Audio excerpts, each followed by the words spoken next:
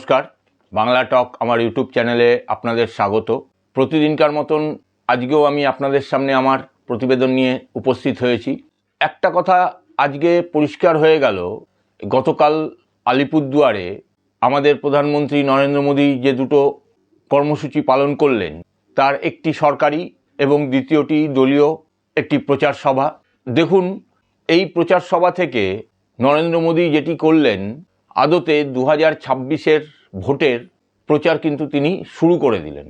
এবং 2026-এ এ রাজ্যে বিজেপি কী টোনে তাদের প্রচার করবেন সেটি কিন্তু এখান থেকে স্পষ্ট হয়ে গেল। রাজ্য বিজেপির নেতৃত্ব কতটা তৈরি সে বিষয়ে যথেষ্ট সন্দেহ আছে, কারণ এখনও তারা সেইভাবে দলকে সংগঠিত করা অঞ্চলভিত্তিক, বুথভিত্তিক, ব্লক স্তরে করতে পারেননি। সদস্য তাদের সংখ্যা বৃদ্ধি পেয়েছে, কিন্তু সদস্য সংখ্যা বৃদ্ধি পেলেও বুথে বুথে যে সংগঠন দরকার নির্বাচন পরিচালনা করার জন্য, সেই সংগঠন তারা করতে পারেননি। কিন্তু তার মধ্যেও একটা জিনিস পরিষ্কার হয়ে গেল, এই 26-এর আগামী নির্বাচনে বিজেপি কোন কোন বিষয়গুলোকে ইস্যু করে নির্বাচনে যেতে চলেছে। দেখুন, সরকারি যে প্রোগ্রামটা ছিল সেটা আপনার আলিপুরদুয়ারে ওই পাইপের মাধ্যমে গ্যাস সরবরাহের একটা প্রকল্প, সেটার উদ্বোধন করলেন প্রধানমন্ত্রী। ভারত পেট্রোলিয়ামের দ্বারা এই প্রকল্পটি বাস্তবায়িত হচ্ছে এবং প্রায় 1010 কোটি টাকা ব্যয়ে এই প্রকল্পটি রূপায়িত হচ্ছে, যার ফলে কম বেশি প্রায় 2.5 লক্ষ পরিবার উপকৃত হবে পাইপলাইনের মাধ্যমে গ্যাস সরবরাহ করা। এরপরে যে মূল প্রোগ্রামটা ছিল, বিশেষ করে এই ভারত পাকিস্তান সংঘর্ষর পরে অপারেশন সিন্দুর সাকসেসফুলি শেষ হওয়ার পরে আমাদের রাজ্যে প্রধানমন্ত্রী প্রথমবার এলেন।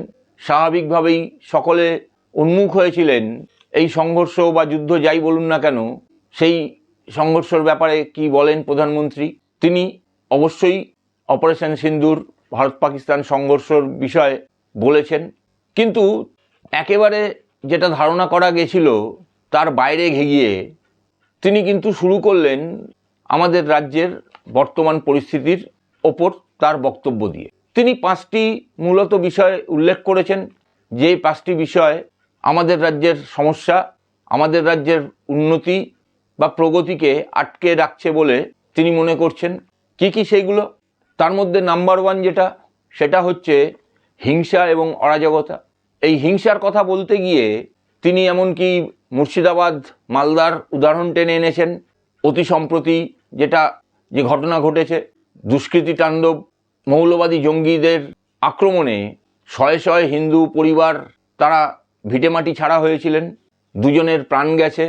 এরকম ঘটনা রাজ্যের বিভিন্ন জায়গায় যে হচ্ছে না তা নয়, কিন্তু সবগুলোই যে প্রকাশ্যে আসছে সেটাও নয়। এবং এই ঘটনার ফলে রাজ্যের আইন শৃঙ্খলা পরিস্থিতি যে ভেঙে পড়ছে, অরাজকতা সৃষ্টি হচ্ছে সমাজে, সেই বিষয়ে তিনি বলেছেন। এটা রাজ্যের উন্নতির পক্ষে বাধা হয়ে দাঁড়াচ্ছে।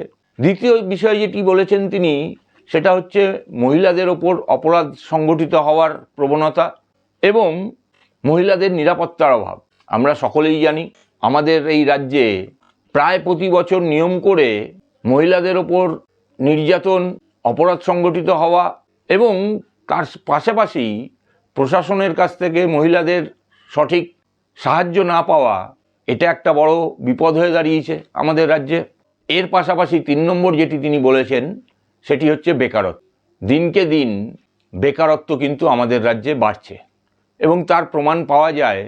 পরিযায়ী শ্রমিক হিসেবে আমাদের রাজ্য থেকে কত শ্রমিক কাজ করতে যাচ্ছেন সেটা থেকেই এর প্রমাণ পাওয়া যায়। দেখুন, কোনো ভারী শিল্প, কলকারখানা ইত্যাদি আমাদের রাজ্যে বিগত 14 বছরে হয়নি। এমনকি যেই শিল্পটা এখন ধীরে ধীরে সারা ভারতবর্ষ জুড়ে মাথাচাড়া দিচ্ছে, সেই আইটি শিল্প, সেটারও অগ্রগতি সেরমভাবে কিছু হয়নি। ফলে নতুন নতুন উদ্যোগ তৈরি না হলে পরে বেকারত্বের সংখ্যা প্রতিদিন বাড়ছে, যেটা কিন্তু সমাজের ওপর একটা বিরূপ প্রতিক্রিয়া, বিরূপ ফল প্রদান করছে।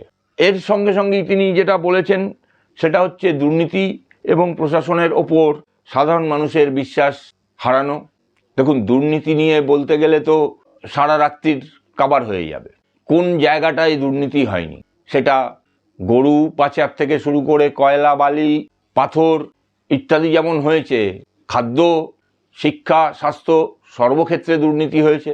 জ্বলন্ত উদাহরণ এই 25,752 জন শিক্ষক শিক্ষিকার চাকরি হারানো দুর্নীতির ফলে। এবং এই দুর্নীতির ফলে যেটা হচ্ছে সেটা হচ্ছে একদিকে যেমন কর্মহীনতা বাড়ছে, ঠিক সেরকমভাবেই প্রশাসনকে দিয়ে এই দুর্নীতিগুলো ধামাচাপা দিতে গিয়ে এমন একটা পরিস্থিতি তৈরি হয়েছে যেখানে সাধারণ মানুষের ভরসা, আশা সমস্তটাই দুর্বল হয়ে পড়ছে। তার সাথে সাথে তিনি যেটা বলেছেন সেটা হচ্ছে গরিবের অধিকার কেড়ে নেওয়া। গরিবের অধিকার কেড়ে নিয়ে শাসক দলের নেতা, মন্ত্রী, কেষ্ট বিষ্টু যারা রয়েছেন তারা এমন একটা পরিস্থিতি তৈরি করছেন যেখানে গরিব মানুষ এই যে কেন্দ্রীয় প্রকল্পগুলো তার সুফল পাচ্ছেন না। হাতে গরম উদাহরণ আমাদের কাছে রয়েছে। 100 দিনের টাকা মানুষ যারা কাজ করেছেন তারা পাননি। আবার এরকমও হয়েছে, প্রকল্প না দেখানো হয়েছে, প্রকল্পে গরিব মানুষ তারা কাজ করেননি, অথচ তাদের নামে টাকা উঠে গেছে। আবাসের বাড়ি যাদের নামে অ্যালট হয়েছে, বাড়ি তারা না পেয়ে যাদের পাকা বাড়ি, দালান বাড়ি রয়েছে তারা পেয়েছেন। আবার কিছু কিছু ক্ষেত্রে এরকমও হয়েছে যারা টাকা পেয়েছেন তাদের কাছ থেকে গিয়ে এই তৃণমূলের নেতা, হোমরা চোমরা মাতব্বর যারা আছে তারা কাটমানির জন্য টাকা চেয়েছেন। টাকা না দিলে তারা টাকা পাবেন না বাড়ি করার জন্য। এরকমও ঘটনা ঘটেছে, যার ফলে কেন্দ্রীয় সরকার এই দুর্নীতি এমন পর্যায়ে পৌঁছেছে সেগুলোকে আটকানোর জন্য এই মুহূর্তে বেশ কিছু স্কিমের টাকা আটকে রেখেছেন, প্রকল্পের টাকা। এছাড়াও নানান রকম বিষয় নিয়ে তিনি আজকে বক্তব্য রেখেছেন। মূলত প্রতিটি বক্তব্যই রাজ্য সরকার এবং শাসক দলের যে কাজকর্ম এই রাজ্যে এবং তার ফলে আমাদের রাজ্য কিভাবে পিছিয়ে পড়ছে সেটি নির্ধারিত করে। এতদিন পর্যন্ত তিনি দুর্নীতির কথা বলে এসছেন, কিন্তু এই প্রথমবার প্রধানমন্ত্রী তৃণমূলকে সন্ত্রাসবাদী দল হিসেবে, সন্ত্রাসী হিসেবে আখ্যা দিলেন।